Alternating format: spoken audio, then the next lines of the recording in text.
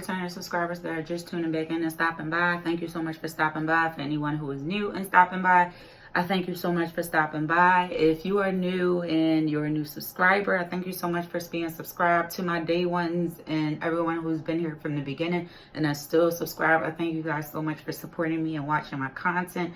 And even if you tell others about me, I'm grateful for that as well. You guys all are the real MVP. So today we are going to get into natural hair mistakes that I have made that you should avoid, that I didn't want you to do. Even if you have just big chopped your hair yesterday and you just getting on this journey, I'm going to help you out a little bit because I done made some mistakes. Now, before I get started, I usually do my notes on the iPad, but my son is currently using it because he's home with me right now. So what I'm going to be using today is this notepad. It is from my friend from college. This is from her company, Miss Perception's podcast. She has a podcast.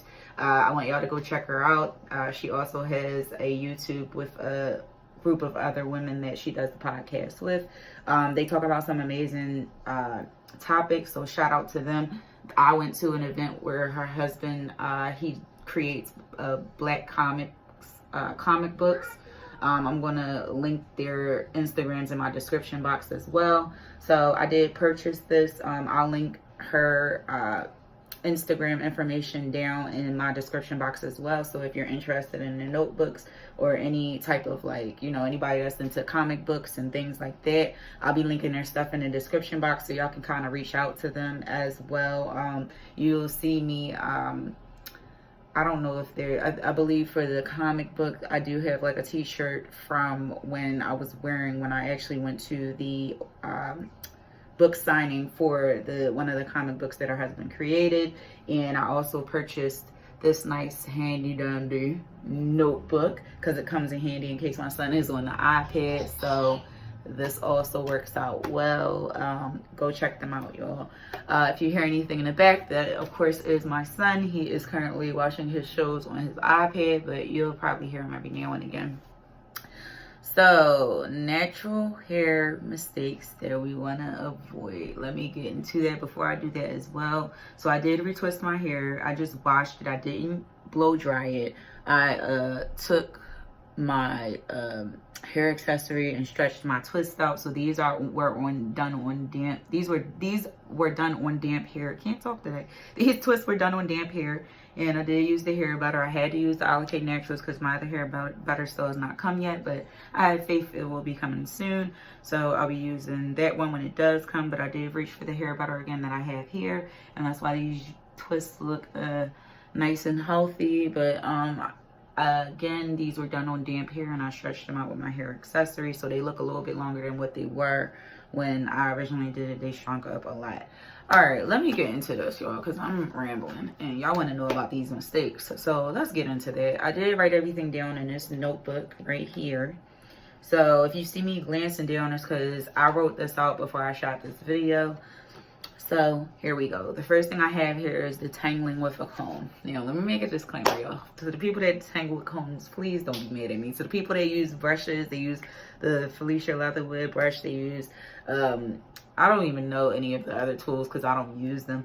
If that works for you, continuously do that. What I found that works for me and helps me to retain length is to use my fingers as my comb. I finger detangle. I found when I detangle with combs, it's really like not good for my hair. I just feel like it rips my hair out, and I be cringing at that. So I've been using my fingers for the past I'll be 3 years natural in October, so like the past 3 years I've been using my fingers to detangle my hair.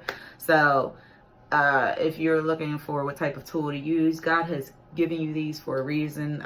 They're great for everything, but I use these to detangle my hair every wash day, every single wash day. I use my fingers. I finger detangle. Y'all have seen many of my wash day routines. So detangling with the comb was my first mistake. That was the first thing I ever did. It's no shade or offense to anybody that uses combs and brushes. If that works for y'all, fine. But I found my fingers, I retain more length that way, and I lose a lot less hair when I just finger detangle my hair. The next thing I have is not using products that are moisturizing. So, for the first, I want to say 2.5 years, I was more so focused on other things. I never used products that were moisturizing. Like, I'm just now learning that hair butter is the most moisturizing thing I'll ever be able to use on my high porosity hair. So you want to really focus on using moisturizing products. So it's another point tied to what I just said, but focus on using the things that's going to moisturize your hair, because again, once your hair is moisturized and remains moisturized, that's less hair that's breaking off and shedding and splitting, and that means what? Less trims. The next one that I have is doing what everyone else is doing. So I know we watch a lot of YouTube videos, especially if you are lost and you're just beginning your journey, as I was almost 3 years ago. You're going to do whatever you see someone else do because they have been doing it for some time. You know, you got naturals that are 6, 7, 8 years natural, 5 years natural, 4 years natural, 3 years natural, whatever. And so what they're doing, you want to try that. Of course, they may give you some tips that work, but you really have to do what works for you. So when I stopped doing what everybody else was doing and found what works for me, which is stretching my hair and doing what I've been doing, my hair was a lot better. So that was another mistake I made, doing what everyone else was doing. The next thing that I did which was a mistake, was using hair accessories that ripped my hair out. Prime example, for bobby pins. I was using the wrong type. If you want to use any type of bobby pins, got something on it. You want to use these types. I don't use this one obviously in my hair, but like it's just sitting up there. But you want to use a bobby pin that's like this. You don't want to use the other types of bobby pins, and y'all know what I'm talking about, because these will not rip your hair out. Now, if you use the other types of bobby pins, if you notice when you take it out, there will be some strands of hair on it. That means it snagged your hair and snatched it out. As well as when I do any type of ponytails or puffs or anything like that, I like to use satin scrunchies. I have had these for some time. These are worn. These I got from Old Navy for like $8. It was like the last pack at an Old Navy near me.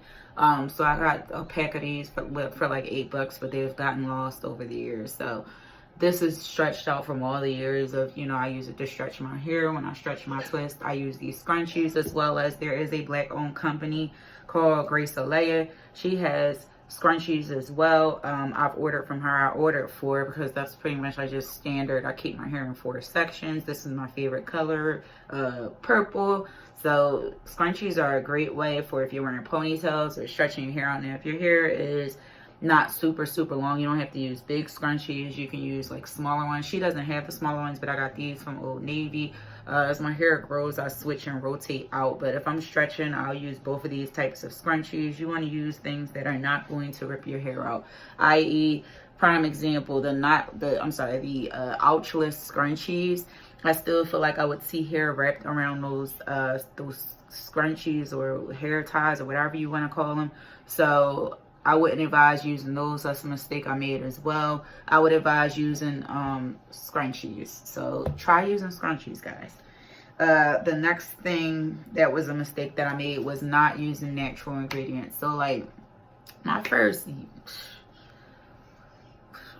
I was using natural ingredients all the time. So let me make this tread softly with saying this. I use natural ingredients all the time, but to fully like use it without alternating to other stuff, it took me up until now to do that. So I would alternate, but I really would alternate because some people want to see how certain gels and stuff like that work on my hair. They want to see how certain products work on my hair. So like when Pattern Beauty came out, I used that. Like, you know, just different things. But when I just switched to making my hair care products and making stuff in my kitchen, it turned out a lot better. My hair, as you can see, is growing a lot faster. I use a lot of herbs and stuff like that.